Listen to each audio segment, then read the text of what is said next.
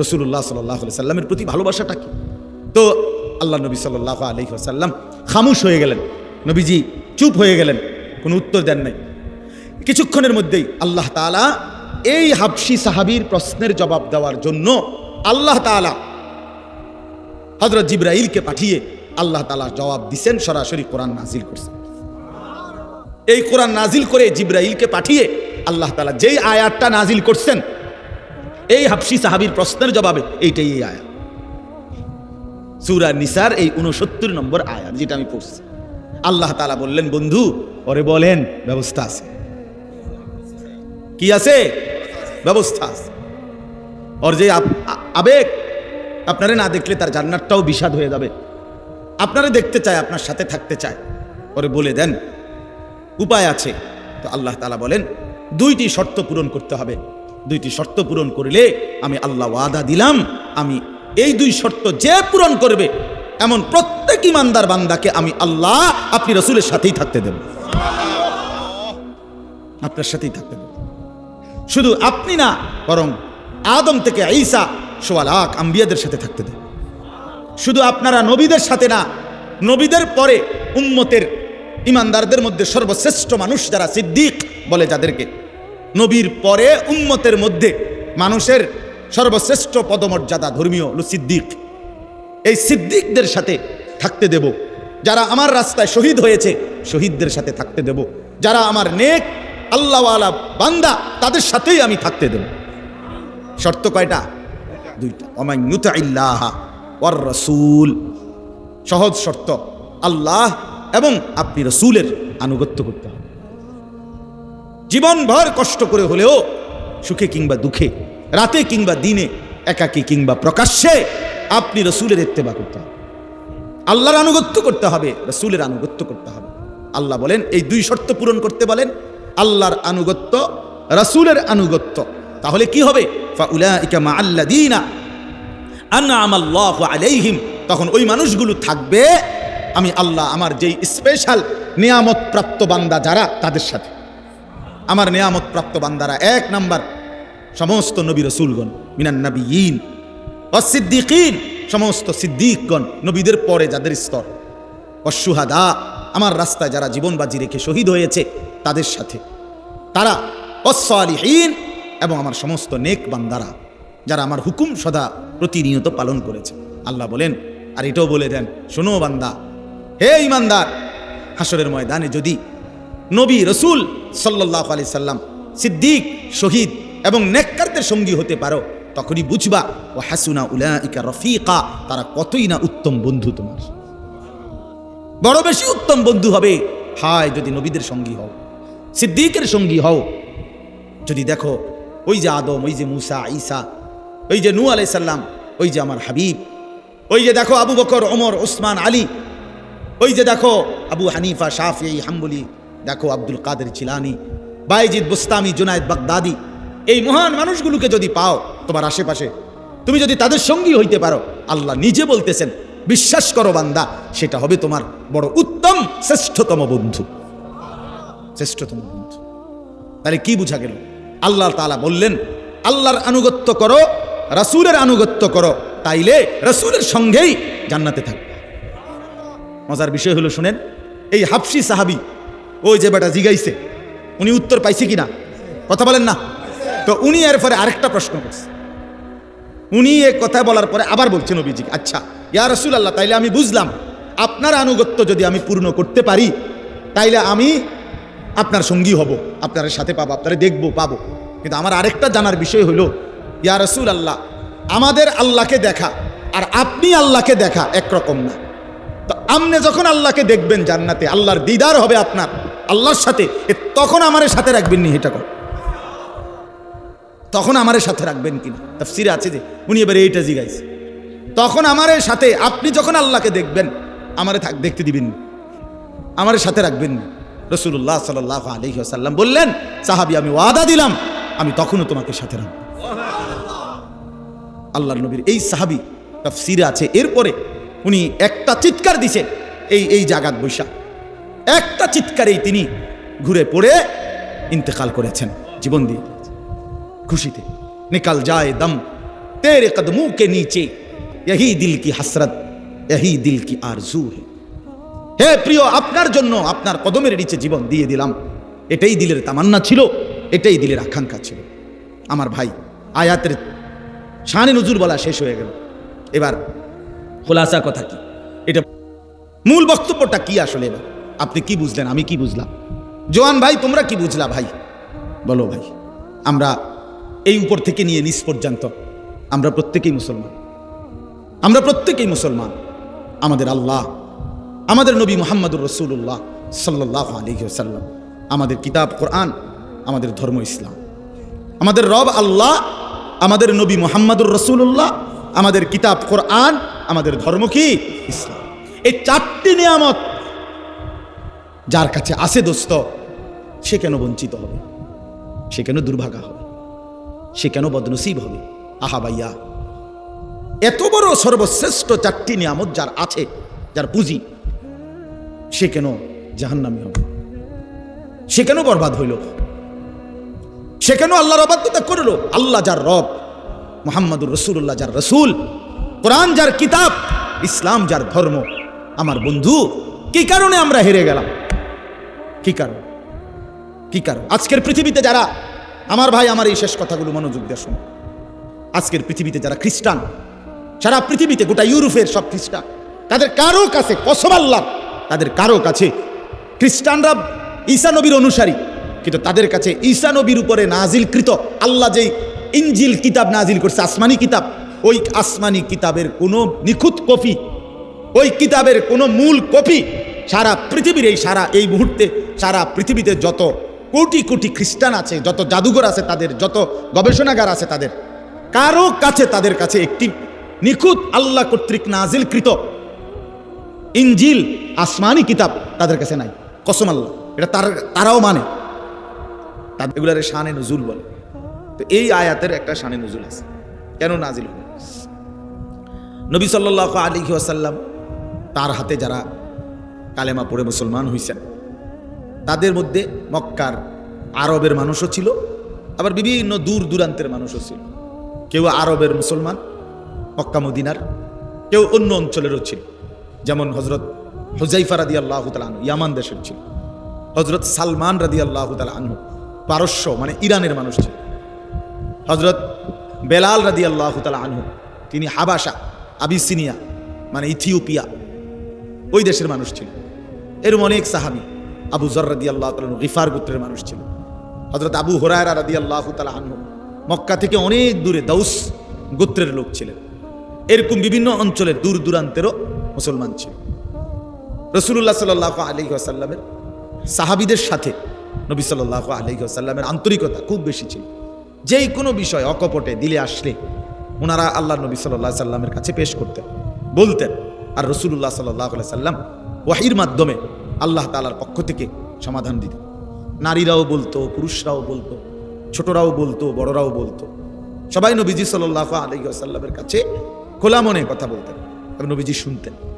হাদিসের মধ্যে আছে আল্লাহ নবী সাল্লাল্লাহু আলাইহি ওয়াসাল্লাম তিনি কেউ কথা বলতে চাইলে পুরা চোখ দিয়ে তার দিকে তাকাইয়া পুরাটা শুনতেন, সে শেষ করা পর্যন্ত শুনতেন।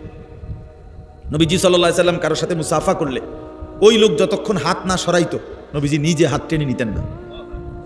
নবী সাল্লাল্লাহু আলাইহি ওয়াসাল্লাম ডানে বামে কেউ ডাক দিলে তো পুরা চেহারা ঘুরাইয়া তার দিকে তাকাইতেন এবং শুনতেন তার কথা।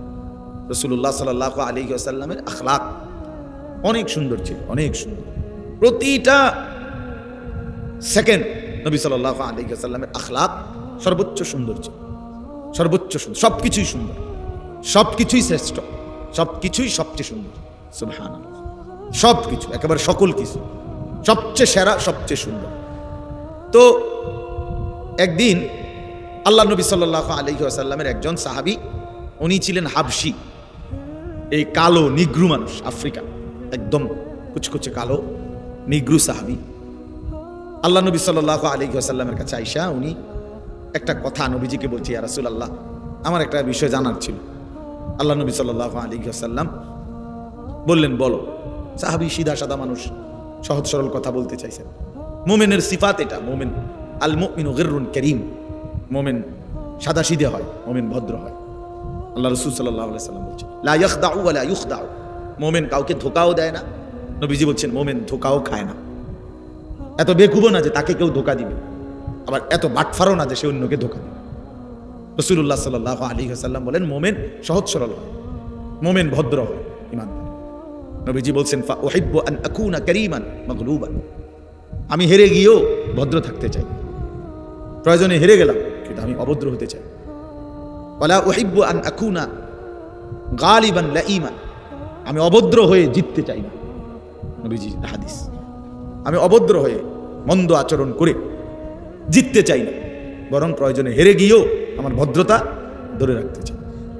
তো এই সহজ সরল সাহাবী তিনি আল্লাহ নবী সাল্লাল্লাহু আলাইহি ওয়াসাল্লামকে বললেন, ইয়া রাসূলুল্লাহ, আপনি প্রথম কথা হলো বাহ্যিক যেই সৌন্দর্য আপনার চেহারা মোবারক সহ সমস্ত দেহের অঙ্গ প্রত্যঙ্গের যেই সৌন্দর্য বাহ্যিক, এই সৌন্দর্য সর্বশ্রেষ্ঠ সুন্দর, সবচেয়ে সুন্দর, সবচেয়ে সুন্দর। সারা দেহ একসাথে সবচেয়ে সুন্দর, প্রতি অঙ্গ আলাদা আলাদা তাও সবচেয়ে সুন্দর। তো আপনি সবচেয়ে সুন্দর, সর্বশ্রেষ্ঠ সুন্দর, আর আমি কুৎসিত কালো। কাজেই বাহ্যিক সৌন্দর্যের বিবেচনায় আপনার সাথে আমার কোনো তুলনাই চলে না, আপনি অনেক সুন্দর। নবী সাল্লাল্লাহু আলাইহি ওয়াসাল্লামের সমস্ত সাহাবী নবীজির সৌন্দর্যের এমন বর্ণনা দিছেন যেটা কোনো কুল কিনারা না। শামায়েলের কিতাবের মধ্যে, শামায়েল মানে রাসূলুল্লাহ সাল্লাল্লাহু আলাইহি সাল্লামের শুধু চেহারা, সুরত, চলাফেরা, উঠা বসা, এগুলোর আলাদা বর্ণনার উপরে কিতাব আছে, ওগুলো শামায়েলের কিতাব, শামায়েলে তিরমিজি, এরকম শামায়েলে নবী, যেখানে সাহাবায়ে কেরাম খুব মজা করে করে জোশ, আনন্দে, খুশিতে নবী সাল্লাল্লাহু আলাইহি সাল্লামের বাহ্যিক সৌন্দর্য, আভ্যন্তরীণ সৌন্দর্যের বর্ণনা দিয়েছেন।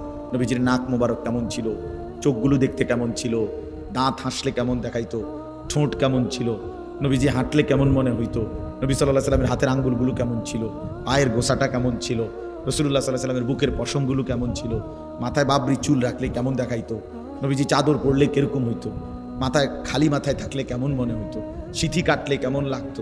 মানে এইগুলোকে সাহাবায়ে কেরাম আলাদা আলাদা বড় দরদ দিয়া, বড় মজা করে করে আল্লাহ রাসূল সাল্লাল্লাহু আলাইহি সাল্লামের সৌন্দর্যের বর্ণনা সাহাবীরা দিয়েছেন। হ্যাঁ, হযরত হাসান ইবনে সাবিত রাদিয়াল্লাহু তাআলা আনহু নবীজির সাহাবী বলছেন, ওয়া আহসানু মিনকা লাম তারা কাত্তু আইনি, হে নবী, আপনার চাইতে সুন্দর আমার এই দুই নয়ন আর কাউকে দেখে নাই। ওয়া আজমালু মিনকা লাম তালিদিন নিসাউ, এবং আমি বিশ্বাস করি আপনার চাইতে সুন্দর কাউকে কোনো মা কোনো দিন প্রসব করেনি। খুলিকতা মুবাররাআম মিন কুল্লি আইব, আপনাকে আল্লাহ তাআলা সৃষ্টি করেছেন সমস্ত ত্রুটি, বিচ্যুতি, দোষ থেকে পবিত্র করে। কাআন্নাকা কাদ খুলিকতা কামা তাশাউ, যেন আল্লাহ আপনাকে বানিয়েছেন মনের মতো করে, মনের মতো করে আল্লাহ আপনাকে সাজিয়েছেন, মনের মতো করে। রাসূলুল্লাহ সাল্লাল্লাহু আলাইহি সাল্লামের সৌন্দর্য বেমিসাল, তুলনাহীন। গোটা কায়নাতের আল্লাহ তাআলা সমস্ত সৃষ্টিকে যত সৌন্দর্য দিয়েছেন তারা দুই ভাগ, এক ভাগ ইউসুফ আলাইহিস সালামকে দিয়েছেন অর্ধেক, আর অর্ধেক বাকি সমস্ত সৃষ্টিকে দিয়েছেন। ইউসুফ আলাইহিস সালাম একাই অর্ধেক সৌন্দর্যের অধিকারী, আর বাকি সমস্ত সৃষ্টি অর্ধেক। ওই বাকি অর্ধেক দিয়ে এই ফুল এত সুন্দর, ফল এত সুন্দর, পাখি এত সুন্দর, মাছ এত সুন্দর, মানুষ এত সুন্দর, পুরুষ এত সুন্দর, নারী এত সুন্দর, আসমান এত সুন্দর, এই সব কিছু বাকি অর্ধেক। তাহলে সৌন্দর্যের প্রথম অংশ হলো দুই ভাগ, ইউসুফ আলাইহিস সালাম অর্ধেক, বাকি সৃষ্টি অর্ধেক।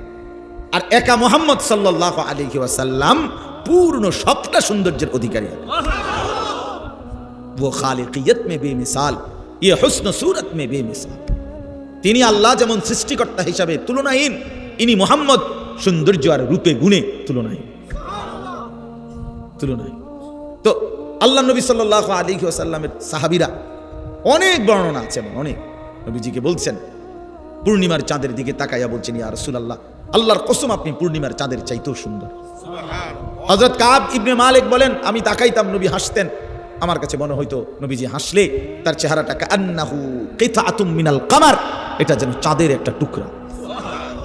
হযরত আবু হুরায়রা রাদিয়াল্লাহু তাআলা আনহু বলতেন, আল্লাহর নবী সাল্লাল্লাহু আলাইহি সাল্লাম যখন হাসতেন আমার কাছে মনে হইতো কান্না শামসা তাজরি ফি ওয়াজহিহি, সূর্য যেন তার চেহারায় খেলতেছে। এইভাবে বলতেন সাহাবী, এত সুন্দর ছিলেন, এত সুন্দর, এত সুন্দর ছিলেন। সমস্ত মানে বিবেচনায় পৃথিবীর আমাদের ফুলচোয়ার হযরত বাংলাদেশের এক বড় বুজুর্গ আল্লামা মুফতি আবু সাঈদ দামাত বারাকাতুহুমুল আলিয়া হযরত বলছেন, পৃথিবীর সমস্ত গবেষক যারা ছবি অঙ্কন যারা আঁকে বিভিন্ন দৃশ্য, এই প্রতিযোগিতায়, অঙ্কন প্রতিযোগিতায় যারা পরীক্ষক, যারা সবচেয়ে সুন্দর ছবিটা নির্বাচন করে, এরকম সমস্ত পরীক্ষকও যদি একত্র করা হয়, তো রাসূলুল্লাহ সাল্লাল্লাহু আলাইহি ওয়াসাল্লামের চেহারা, নবীজি সাল্লাল্লাহু আলাইহি সাল্লামের অঙ্গ প্রত্যঙ্গ যদি মাপে, বিচার করে, পরীক্ষা করে, তাইলে এটা এমনই হবে যে প্রতিটা অঙ্গ সবচেয়ে সুন্দর, শ্রেষ্ঠ সুন্দর। নাক, এরপরে আর বলে না এখান দিয়ে একটু দূর বেশি দিলে ভালো হইতো, এখান দিয়ে একটু গোশত বাড়াই দিলে ভালো হইতো না। হযরত বলেন, আল্লাহ রাসূল সাল্লাল্লাহু আলাইহি সাল্লামের নাক পরীক্ষা করার পরে তাদের সারা পৃথিবীর সমস্ত গবেষক এটাই বলতে হবে, একটা পূর্ণ সবচেয়ে সুন্দর নাক হওয়ার যা যোগ্যতা, যা বৈশিষ্ট্য দরকার, এটা মুহাম্মদুর রাসূলুল্লাহর নাকের মধ্যেই ছিল। নবী সাল্লাল্লাহু আলাইহি সাল্লামের চোখে পূর্ণাঙ্গ, নবীজির কানেই পূর্ণাঙ্গ, নবীজির ঠোঁটে পূর্ণাঙ্গ, সব কিছু। অর্থাৎ এরপরে আর সুন্দর বানানোর কিছু নাই, আর কিছু নাই। এত সুন্দর ছিলেন তিনি, এত সুন্দর ছিল। তো এই সাহাবী বলতেছেন, ইয়া রাসূলুল্লাহ, আপনার সৌন্দর্যের সামনে আমি তো কুৎসিত কালো, আমার কোনো তুলনাই চলে না, আপনি সর্বশ্রেষ্ঠ সুন্দর বাহ্যিক দিক দিয়ে। এবার আসেন, উনি দ্বিতীয় কথা বললেন, ওই হাবশী সাহাবী বলতেছেন, কালো সাহাবী, ইয়া রাসূলুল্লাহ, যেরকম ভাবে বাহ্যিক দিক দিয়ে, বাহ্যিক সৌন্দর্যের বিবেচনায় আপনার সাথে আমার কোনো তুলনা নাই, ঠিক তেমনি ভাবে আভ্যন্তরীণ সৌন্দর্য, একটা তো হলো বাহ্যিক সৌন্দর্য, আর একটা হলো অন্তরের সৌন্দর্য, মানে আর্থিকভাবে, আভ্যন্তরীণভাবে যত গুণ, ঈমান, ইলম, হিকমত, তাকওয়া, জুহুদ, দুনিয়া বিমুখতা, সবর, তাওয়াক্কুল, যত উত্তম গুণাবলী আছে মানবীয় ভিতরে, একজন সর্বশ্রেষ্ঠ উত্তম যত আখলাক, চরিত্র, গুণাবলী, বৈশিষ্ট্য, এগুলোর দিক থেকেও আপনি সর্বশ্রেষ্ঠ। বুইসতু লিউতাম্মিমা মাকারিমাল আখলাক। আল্লাহ নবী সাল্লাল্লাহু আলাইহি ওয়াসাল্লাম বলেন, সমস্ত চরিত্রের পরিপূর্ণতা দানের জন্যই আমি রাসূল আল্লাহর পক্ষ থেকে আবির্ভাব হয়েছি। ক্ষমা, সর্বশ্রেষ্ঠ ক্ষমা কেমন হয়, এটা রাসূলুল্লাহ সাল্লাল্লাহু আলাইহি ওয়াসাল্লামের মধ্যে ছিল। ধৈর্য, সর্বশ্রেষ্ঠ ধৈর্য কেমন হইতে হয়, নবীজির মধ্যে ছিল। পরোপকার সর্বশ্রেষ্ঠ কেমন হওয়া উচিত, নবীজির মধ্যে ছিল। মানুষের কল্যাণকামিতা, এরকম যেই কোনো যাকেই আমরা উত্তম গুণ বলি, তার সব কিছু আল্লাহ তাআলা রাসূলুল্লাহ সাল্লাল্লাহু আলাইহি সাল্লামের মাধ্যমে উনার মধ্যে পূর্ণ করে দিয়েছে, পূর্ণ করে দিয়েছে। হ্যাঁ, হুসনে ইউসুফ দমে আইসা ইয়াদে বাইদা দারি আচে খুবা হামা দারন্দ তু তনহা দারি। আল্লামা ইকবাল বলছেন, হে নবী, ইউসুফের সৌন্দর্য, মূসার মুজিজা, ঈসার মুজিজা, এভাবে ১৬ লক্ষ নবী রাসূলের সমস্ত গুণ, বৈশিষ্ট্য যদি আপনি একা আপনার মাঝে খুঁজি, তু তনহা দারি, আপনি একাই সব নিয়ে আছেন, আপনি একাই সব বৈশিষ্ট্য। তো এই হাবশী সাহাবী বললেন, ইয়া রাসূলুল্লাহ, আপনার আভ্যন্তরীণ আত্মিক ভিতরের আখলাক, চরিত্র, গুণ, সেটাও শ্রেষ্ঠ, আমার সাথে কোনো তুলনা নাই। কিন্তু শোনেন মনোযোগ দিয়ে, উনি বলতেছেন, তাইলে আমার বাহ্যিক সৌন্দর্যের সাথেও আমার কোনো তুলনা হয় না, আভ্যন্তরীণ সৌন্দর্যের সাথেও আমার কোনো তুলনা হয় না। কিন্তু ইয়া রাসূলুল্লাহ, আমি একজন সাধারণ হাবশী কালো সাহাবী, আমার জীবনটা আমি কষ্ট করেই চালাই, কোনো রকম চালাই, কিন্তু যত কষ্ট, পেরেশানি, দুঃখ, অভাব, অস্থিরতাই হয় আমার আছে, কিন্তু আমি বারবার সারাক্ষণই প্রতিনিয়ত আপনি রাসূলুল্লাহ সাল্লাল্লাহু আলাইহি সাল্লামের কাছে আসি, আপনার কাছে বসি, আর আপনার চেহারা মোবারকের দিকে তাকাই। তিনি বলেন, আল্লাহর কসম নবী, আপনার ওই চেহারায় আনোয়ার, আপনার ওই সৌন্দর্যপূর্ণ চেহারা দেখলেই আমি আমার সমস্ত দুঃখ, বেদনা, অস্থিরতা, পেরেশানি, অভাব সব ভুলে যাই, সব মিটে যায় আমার। এখন আমার প্রশ্ন হলো, আমি তো দুনিয়াতে আপনাকে দেখে নয়ন জুড়াই, আপনাকে দেখলে আমার দিল শান্ত হয়, আপনাকে দেখলে আমার কলিজা ঠান্ডা হয়। এখন মৃত্যুর পরে আপনিও একটা সময় চলে যাবেন, আমিও একটা সময় চলে যাব। আল্লাহ তাআলা আপনাকে সর্বশ্রেষ্ঠ জান্নাতের মধ্যে রাখবেন, আমি জানি। আমারে জান্নাত দিবেন কিনা তার কোনো নিশ্চয়তা নাই, যদি দেনও আল্লাহ দয়া করে আমার একটা জান্নাতে রাখবেন, আর আপনাকে রাখবেন সর্বশ্রেষ্ঠ জান্নাতে। এখন আমার প্রশ্ন হলো, ইয়া রাসূলুল্লাহ, দুনিয়াতে তো আমি আমার সমস্ত দুঃখ সুখের উপশম আপনি, আপনারে দেখলে আমি সব ভুলে যাই। এখন জান্নাতে যদি আমারে থাকতে দেয় এক জায়গায়, আপনি থাকবেন সুউচ্চ সুমহান জান্নাতে, সেখানে তাইলে আমি তো আপনারে দেখব না, আমি তো থাকবো একটা আমার জান্নাতে, আমি যদি আপনাকে তখন না দেখি তো আমার জান্নাতে থাকাটাও কষ্টকর হয়ে যাবে। এই কথাটা আমি বুঝতে পারছি। আমি কি করুন তখন? আর কেমনে থাকবো? কি ফিকির, সাহাবীদের ফিকির কি, এদের কাছেও স্বীকৃত। এই ইনজিল নামে, বাইবেল নামে কিতাবুল মুকাদ্দাস, কখনো নাম দেয় কিতাবুল মুকাদ্দাস, কখনো নাম দেয় ইনজিল শরীফ, কখনো নাম দেয় বাইবেল শরীফ, এক এক সময় এক এক শরীফ নাম দেয়, কিন্তু কোনো শরীফে আসল শরীফ না, সব হলো নকল শরীফ, আসলি না। এগুলো সব ঈসা আলাইহিস সালামকে আল্লাহ তাআলা আসমানে তুলে নেওয়ারও কমপক্ষে 600 বছর পরে লিখিত। তাদের পরবর্তী কোনো মনীষী, গুরু, ধর্মযাজকদের এই বিভিন্ন মানুষের মুখে মুখে প্রচারিত বিভিন্ন মুখ নিঃসৃত কথা বানাইয়া ছানাইয়া এগুলো লিখস। আজকের এই দিন পর্যন্ত খ্রিস্টানরা ঈসা আলাইহিস সালামের ব্যাপারে তাদের আকীদা পরিষ্কার করে বলতে পারে না। তাদের কথা হইল ঈসা, মরিয়ম, আল্লাহ, এ 3 খোদা। নাউজুবিল্লাহ। তো বলে যে আল্লাহ যে এক, তোমাদের কিতাবও তো আছে, কহ এটাও ঠিক। আল্লাহ এক, এক খোদা, এটাও ঠিক। তাহলে তো বলো যে 3 খোদা, এইটাও ঠিক। তো 1 খোদা 3 খোদা, 3 খোদাই 1 খোদা, তো এটা কেমনে ঠিক? কয় এমনি ঠিক, যেমনি কই এমনি ঠিক, যেমনি কয় এমনি। না বুঝাইতে পারলে মনে করেন আমার দাদা, আমার জ্যাঠারে, আমার দাদার খুব রাগ ছিল, প্রচণ্ড রাগী মানুষ ছিলেন আমার দাদা। তো ক্ষেতের মধ্যে ধান, আরে ক্ষেত ওই গরু দিয়া, হালের গরু দিয়া ক্ষেতে হাল চাষ করবার সময় আমার বড় জ্যাঠা কি কথা মনে দেরি করছে না জানি কি, দাদা এই গরুরে যেটা দিয়ে বাইরা, যে আগের দিনের, হ্যাঁ, এইগুলা দিয়ে ফিরতে ফিরতে জ্যাঠার একবার শোয়াই লাইছে খেতে কাদার মধ্যে। তো জ্যাঠার খুব জ্বর উঠছে, অসুস্থ হয়ে গেছে জ্যাঠা। আমার আব্বা শহরে চাকরি করতেন। আব্বা একদিন পরে শূন্যা গেছে, গিয়া সব ঘটনা টটনা আমার জ্যাঠার থেকে শূন্যা আমার আব্বা বুঝছে যে আমার জ্যাঠার কোনো দোষ নাই। আমার দাদা এটা না বুঝা মারছে হাবড়ারে। তো দাদারে আমার আব্বা এটা বুঝাই কইছে যে আব্বা আপনি যে হাবড়ারে মারলেন বড় মিয়ারে, এইভাবে বুঝাই কইছে যেটা আপনার এটা ভুল হয়েছে। আপনি মানে মূলত এই ঘটনা উনি করে নাই বা এই কারণে যেটা। তো দাদা বুঝছে কথাটা যে না আসলে তারে অন্যায়ভাবে কি করছে না। তো আমার দাদা চুপ করে, একটু পরে আমার দাদা হঠাৎ আমার আব্বারে কইছে, তাহলে হয়তো দৌড় দিল না কা, বুঝেন নাই কথা? হ্যাঁ, দৌড় দিল না কা, এইটাই দোষ। হ্যাঁ, দোষ হলো কি, দৌড় দিল না কা, হে যদি নির্দোষ হইতো তো দৌড় দিত। এরা এত বেশি বানোয়াটি, খ্রিস্টানরা একেবারে গাঁজাখুরি কথাবার্তা, এদের বানোয়াটি কথা। আমাদের বাংলাদেশে এরা এই উত্তরবঙ্গে, পার্বত্য চট্টগ্রামে আপনারা জানেন প্রতিদিন মুসলমানদেরকে খ্রিস্টান ধর্ম বানানোর ষড়যন্ত্র করছে। ষড়যন্ত্র না, বানাচ্ছে প্রতিদিন। আমাদের এই ছোট্ট বাংলাদেশে, ছোট্টই বাংলাদেশে, আমরা দিনাজপুর ছিলাম দাওয়াত তাবলীগের সফরে। 40 দিনে দেখছি একটি জেলার মধ্যে না হয়তো 50টা। ওই বাংলাদেশে মিয়া একটা জেলায় কমপক্ষে 50টা হবে গির্জা বাংলাদেশে। অথচ তাদের ধর্মের কোনো গভীরতা বলতে কিচ্ছু নাই। তাদের কাছে আসমানি কোনো নিখুঁত কিতাব নাই। ঈসা আলাইহিস সালামের শিক্ষা তাদের কাছে মোটেই নাই। ইহুদি আজকের পৃথিবীর গোটা পৃথিবীর বিস্ফোরা, গোটা পৃথিবীর যন্ত্রণার নাম কে? ইসরায়েল। এই কুত্তার মতো নিকৃষ্ট জানোয়ার পৃথিবীতে কেউ নেই। এই দাজ্জাল ফেরাউন নমরুদের চাইতেও নিকৃষ্ট এই ইসরায়েলের এই বর্তমান প্রধানমন্ত্রী নেতানিয়াহু। এই বেঈমান ফেরাউনের চাইতে খারাপ। ফেরাউন এত জঘন্য ছিল, নমরুদ এত জঘন্য ছিল না, এত হিংস্র। এই ইহুদিদের কাছে আসমানি কিতাবের কোনো শিক্ষাই নেই, শুধু উশৃঙ্খলা, বিশৃঙ্খলা, সন্ত্রাসী, অন্যায়, জবরদখল, মানুষের রক্তে, মুসলমানের রক্তে জমির বিজয় দেওয়া, এই তাদের জিন্দেগি। এই জিন্দেগি হিন্দু ধর্মের যতগুলো কিতাব একটিও আসমানি কিতাব না।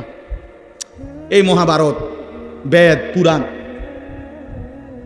হ্যাঁ, এগুলো সব কিছু তাদের কারো না কারো লেখা, তাদের কারো না কোনো মানুষের লেখা।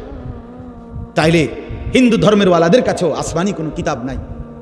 খ্রিস্টানদের কাছে আসমানি কিতাব যেটা আল্লাহ নাজিল করছে সেটা নাই। খ্রিস্টান ধর্মের ইহুদিদের কাছে আল্লাহ যেটা নাজিল করছে মুসা নবীর উপরে তাওরাত, ওইটা নাই, বিশ্বাস করেন না, এটা গাজরের কথা না, বাস্তবতার কথা নাই আমার বন্ধু। তাহলে তাদের কারো কাছে আসমানি কিতাব নাই, আল্লাহর ওয়াহি নাই, নবীদের শিক্ষা নাই, এ কারণে তারা বিশৃঙ্খল হয়ে গেছে, এ কারণে তারা এলোমেলো হয়ে গেছে, এ কারণে তারা জাহান্নামের পথে চলে গেছে, এ কারণে তারা বরবাদির পথে চলে গেছে। কিন্তু আমার যুবক বন্ধু, তুমি নষ্ট হইলা কেন? আমার শুধু এই কথাটা বুঝায় এখন, তুমি নষ্ট হইলা কেন? কোন জিনিসের অভাবে পড়া, কোন জিনিস না থাকার কারণে নওজোয়ান তুমি এক ওয়াক্ত নামাজ পড়ো? তোমার কি আল্লাহ নাই? তোমার কি রসুল নাই? তোমার কি কিতাব নাই? তোমার কি কোনো ধর্ম নাই? তুমি এত বড় জানোয়ার হইলা কেমনে?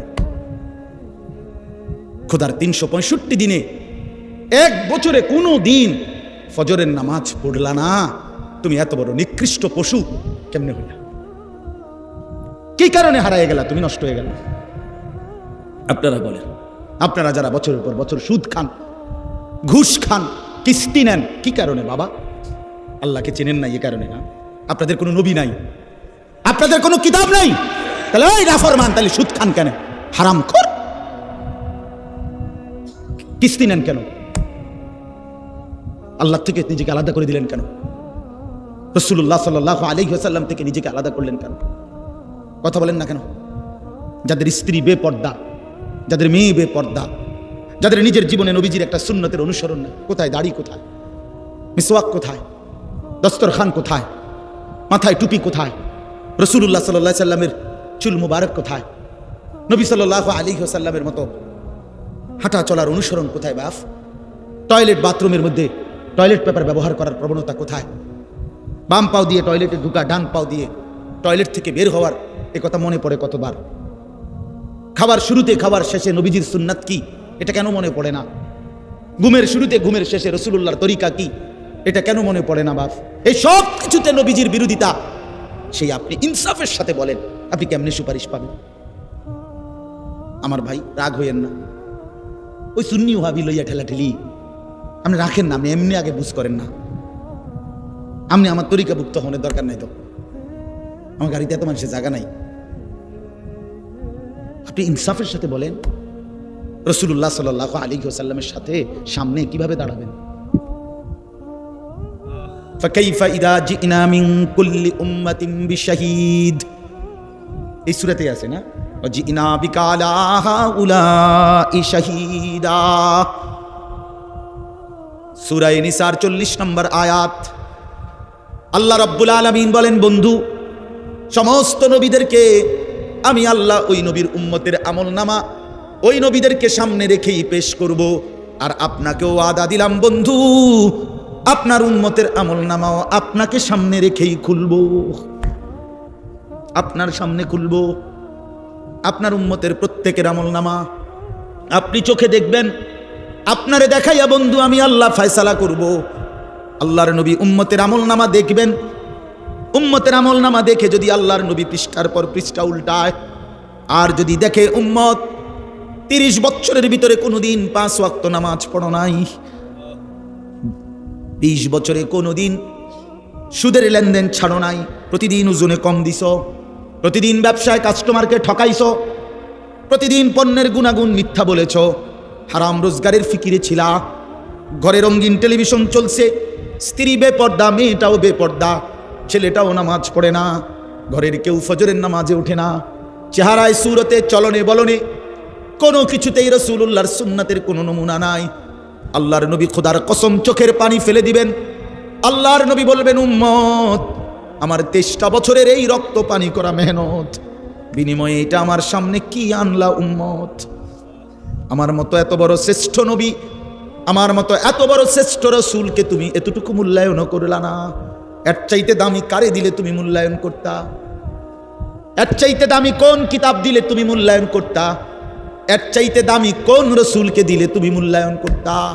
বলেন, আমাদের নবীর চাইতে শ্রেষ্ঠ কে? আমাদের কোরআনের চাইতে শ্রেষ্ঠ কে? আমাদের ইসলামের চাইতে শ্রেষ্ঠ কে বন্ধু? তাইলে এতগুলো শ্রেষ্ঠ জিনিস দিও তোমার মন ভরাইতে পারলো না। ওফো, কি পরিমাণ গাদ্দার, কি পরিমাণ গাদ্দার! এই নাফরমান, কি পরিমাণ গাদ্দার তুমি! যুবক ছেলেরা, তোমরা যারা নামাজ পড়ো না, হ্যাঁ, তোমরা নিকৃষ্ট গাদ্দার, একেবারে নিকৃষ্ট মানুষ, একেবারে নিকৃষ্ট মানুষ, অসভ্য মানুষ। জন্তু জানোয়ার এত খারাপ না, বেনামাজি যত নিকৃষ্ট। বেটা কুকুর, বিড়াল, গরু, ছাগল এত নিকৃষ্ট না। না বেটা, এত ফালতু না। কুত্তা আল্লাহর নাফরমানি করে না, বিড়াল আল্লাহর নাফরমানি করে না, শুকর আল্লাহর নাফরমানি করে না। ওরে আল্লাহ বানাইছে যেমন হয় আছে হেমন, ওর নাফরমানি কি? আমার কথা বলেন না কেন? কুকুরের কোনো হালাল হারাম আছে? বিড়ালের জন্য কোনো হালাল হারাম আছে? তো হে নাফরমানি কি তাবার? তুমি করলা নাকি? ফাবিআইয়ি হাদিসিন বা'দাহু ইউমিনুন। বন্ধু আমার, কোরআনুল কারীমের মধ্যে আছে, আল্লাহ বলেন, অনেকক্ষণ আল্লাহ তাআলা জাহান্নামীদের কথা বলতে বলতে আল্লাহ একটা পর্যায়ে একটা সূরার লাস্ট আয়াতে আল্লাহ বললেন, বান্দা ফাবিআইয়ি হাদিসিন বা'দাহু ইউমিনুন, আমার বান্দা এরপরে আর কোন কথা বললে তুমি ঈমান আনতা? আল্লাহ আফসোস করে, আমার বান্দা আর কেমনে বললে, আমি আল্লাহ আর কেমনে বললে তুমি ঈমান আনতা? আমি আর কি দিলে ঈমান আনতা? আমি আল্লাহ তোমার এই সব কিছু দিলাম, আমি রসুল দিলাম, আমি কোরআন দিলাম, আমি ইসলাম দিলাম, বিনিময়ে আমি কিছুই পাইলাম না, একটা সেজদাও পাইলাম না, একটা সেজদাও পাইলাম। আল্লাহ আমাদেরকে মাফ করে দেন, আল্লাহ আমাদেরকে বুঝ দান করেন। যুবকরা, বয়স্ক চাচারা, বাবারা, জিন্দিগিটা শেষ করে দিয়ে রাসূলুল্লাহ সাল্লাল্লাহু আলাইহি সাল্লামের অনুসরণ ছাড়া খোদার কসম সুপারিশ মিলবে না।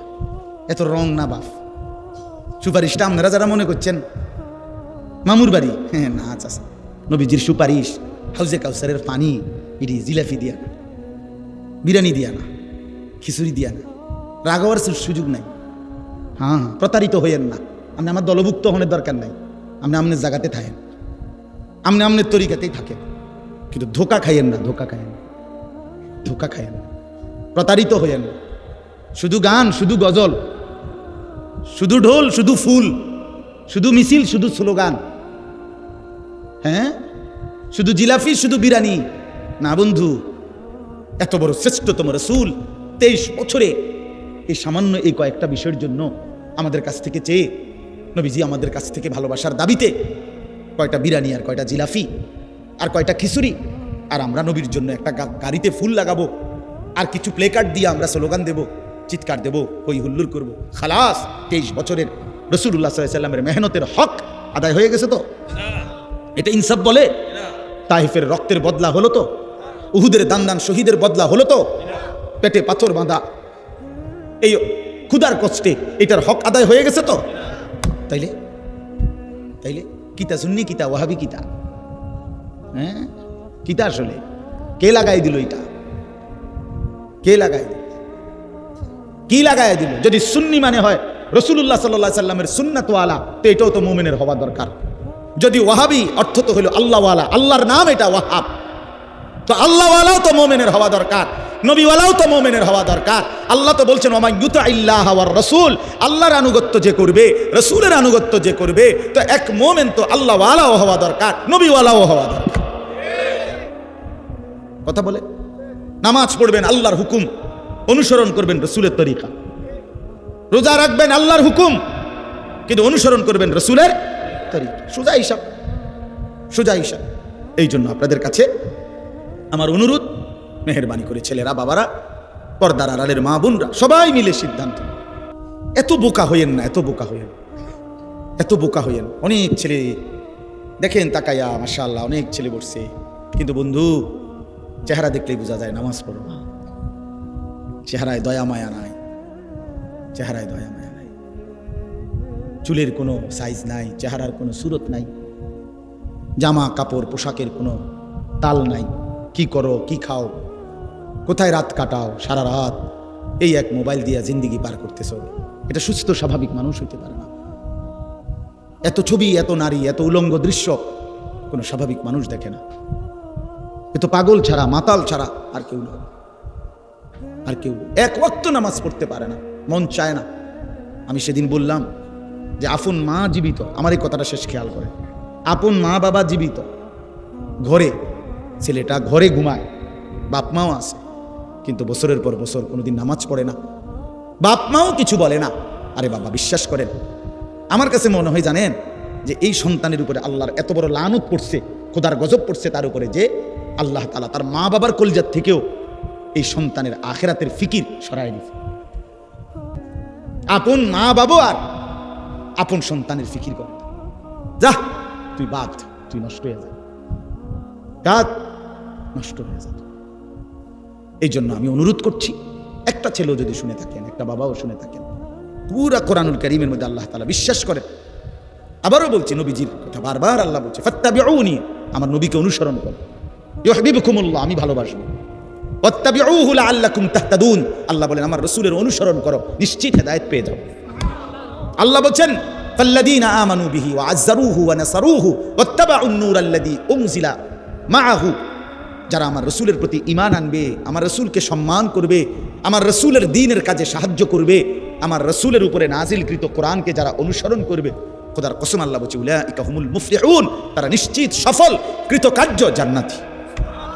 পুরা কোরআনে আল্লাহ বলছেন রাসূলুল্লাহ সাল্লাল্লাহু আলাইহি ওয়াসাল্লামের ভালোবাসা আল্লাহ তাআলা অনুসরণের মাধ্যমে বুঝাইছেন। অনুসরণ সুন্নাত মোতাবেক, পেশাব পায়খানা, ওযু, গোসল, হাঁটা চলা, উঠা বসা, খানা খাদ্য, ঘর পরিবার, স্ত্রী সংসার, বাজার ব্যবসা, আয় রোজগার, লেনদেন, দেশ জাতি রাষ্ট্র পরিচালনা, সকল বিষয়ে আল্লাহ নবী সাল্লাল্লাহু আলাইহি ওয়াসাল্লামের তরিকা অনুসরণ করা। বলে আমি এক লগে হুজুর সবডি কুলামু পারমুনি, আপনি সবই পারতেন না বললে শুরুই করতেন না, এটা কোন কথা?